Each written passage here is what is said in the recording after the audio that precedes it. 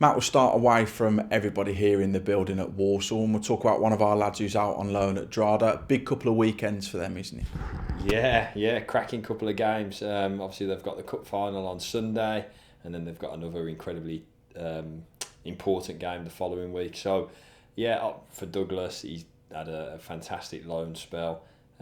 Scored plenty of goals. I've seen some videos online. Chairman shared with me of him being extremely revered with some of the school trips that he's taken recently that have had the trophy presented and all of that. So it's an amazing experience for him, and exciting times for the owners of the football club, and we know how closely linked we are to Drogheda, and we know. Listen, we're desperate for him to do well. I'm desperate for him to do well in the cup final. It means such a huge thing for the owners, for both us and for them, and then closely with Douglas.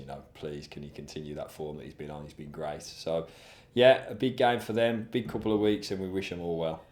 I think so for Dougie in general, I think it's 18 games played there, 15 goal involvements. For you as a head coach to see somebody like him doing so well out, one of your own players, getting everything they want from that loan spell can only be a good thing for you. Yeah, we're desperate for him to go and play a run of games. That's what we're desperate for with Douglas. He's an incredible athletic specimen. We know that. We've seen that. Looks after himself, takes care of himself. But what we weren't able to offer him was that consistent run of games, which he's been able to get, and he scored goals. So for his confidence level should be through the roof, which hopefully he takes into the next couple of games. And I forgot a couple of people there. Hope again for Kevin and all of the staff there. Again, send my best wishes to them guys. They work incredibly hard, and some really good people over there that some of us were fortunate enough to meet over in Ireland when we were there. So send our best wishes to them guys. Send our best wishes to Dougie, and fingers crossed for the results that they want. Back into this building, obviously there was the difficult point with what happened to Harry last week, and an update on him. It was great to see him out of hospital, and that good news, as good as it could be. Yeah, we were worried sick, of course we were. Said that on Saturday night, and I think it's one of those things where your mind starts to wonder with it. So I was pleased to get back onto my phone afterwards and managed to speak to H and his parents, and were kind of aware that it was okay. He's gone through all of the tests. We made sure that when he left hospital there was kind of no stone uncovered, because you can hear of some horrible stories, don't you, of things that then really come up after people leave hospital. So he had all of the tests, nothing underlying that we need to worry about. It's just now the concussion symptoms. They need to slowly work their way out of H, and I think it's different these days to maybe when a lot of us first started. There's a rigorous protocol that he has to go through now to ensure that there's nothing, that when he comes back, he's ready to go. So it looked horrible. It wasn't nice to see, but fortunately for us, for H, for everybody, H is okay. So we'll be back heading footballs before we can know it. So it's one of those where the protocols obviously have to be followed by the football club, not just for the safety of everybody around him, but for Harry himself as well. And whilst he's a little bit frustrated that they are there in place, they're there for good reason, aren't they? Oh, hell yeah. Without question, it's the right thing that he's now going through. And I wouldn't have it any other way. I won't be rushing that. I will be making sure that when H comes back, it's because he's okay and good to go. And I had a few spells like that in my own career, and it's not nice. That grogginess that you feel straight afterwards is it's just not a nice experience. Anyone who's had concussions, they know that can linger a little bit. So just have to make sure he's okay. But he's got the best possible care here. As I say, we went through all the tests at the hospital, and all the medical team are watching him like a hawk to make sure that he's okay as we start to move up the protocol. But that takes a little bit of time. So I'm not going to put a time on it, because he has got to hit their markers, and I don't want to stress him out along that way. I just want to make sure he's okay, which is the most important thing. And And when he's back with us, when he's back out on the training pitch, I'll make sure we're all aware and we all know. But he's a wonderful character, he's a wonderful kid, and I think you saw with the way he bounced up at the time, he's a warrior as well. So, yeah, keep him going. There's people waiting in the wings, obviously, as there is with the squad that we've got. Donovan Daniels coming on in place for him in what was an incredibly difficult situation, but because of the professional that he is, he was ready and raring to go, wasn't he? Yeah, Donovan, again, he's an incredible captain. Donovan is wonderful person.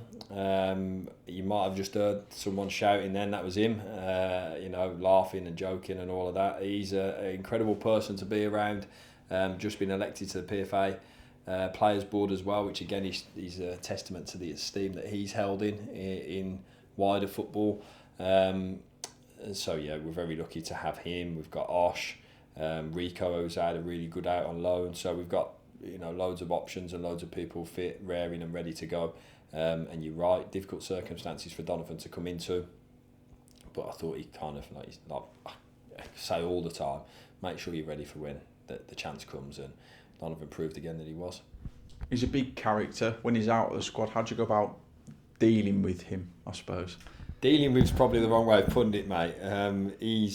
Donovan's an incredible person to work with, as is Osh, as is anybody else who isn't in the team at the minute, Danny, and the likes of some of those guys. They're wonderful professionals, and for me as a coach, it's just making sure that I talk to them all the time and keep talking to them. That's how I like to approach things, just making sure that everyone is aware. Listen, I have a tough job of picking 11 people, but we've got a squad of double that, which will mean that in any given game there will be double the amount of people pleased to be starting as there are disappointed not to be. So for me, it's making sure that I give my reasons, we speak, we have that dialogue all the time, and we just continually respect each other, and that's what we do, and that's who we are. So certainly don't have to deal with him. There's just, he's a wonderful person to be around, as is Osh, as is, all the other guys that aren't playing. They're proper professionals. Com's exactly the same. Go for all of them. Proper professionals that are desperate and ready and waiting to when they're called upon, which we all will and they all will. Going into this weekend's game, before we touch on Crewe themselves, we'll talk about the School Partners initiative that we've seen over the last number of years. This time around, they've broken another record of theirs. 1,888 tickets sold for them, and it'll be fantastic to see even more supporters inside the ground, as you've often called for, and hopefully it'll be an inspiring performance to keep them wanting to come back as well. Was that 1888 tickets sold? Incredible achievement. Adam leads the way with that. I think he's him alongside his staff, they work incredibly hard to get out and about in the community. We want to help as much as we can with that, but the work that they've done in for this game in particular, listen, we were lucky to, and I mentioned it on Saturday, we had the most ever for a first round tie at the Bescott come to the game. He's broken another record with the supporters that have come into this game in terms of the School Partner supporters. We want as many people into the ground as possible, and the work that those guys do to help strengthen those relationships and hopefully get as many people back and keep coming as possible. If anything we can do with that, we'll do. But the support has been amazing. They continually come out in their numbers. And for Saturday, I know we're going to come on to that in a minute, but for Saturday, please come bring in your voices, and because we're going to need you. We want that intensity, that hostility, and we want to, show all that pride in Walsall. So please come in your numbers as often as you can and bring your voices.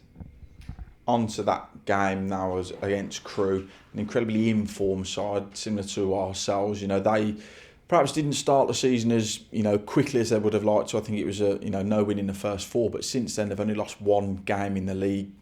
I know we always say it's a tough game in League Two, but probably none come tougher than what we're going to face on Saturday. Yeah, most definitely. Banging form, a very good team, local derby. So it's a game that we know, we're fully aware of, fully prepared for in terms of the opposition. They're a good team, and Lee continuing to show what a good manager he is. Had a really strong season last season, only kind of only fell away in the last game, which maybe was the start that you alluded to. There can always be that slight hangover, but that's certainly well and truly gone now. So for us, we know it's going to be an incredibly tough game, and we'll approach it exactly as that.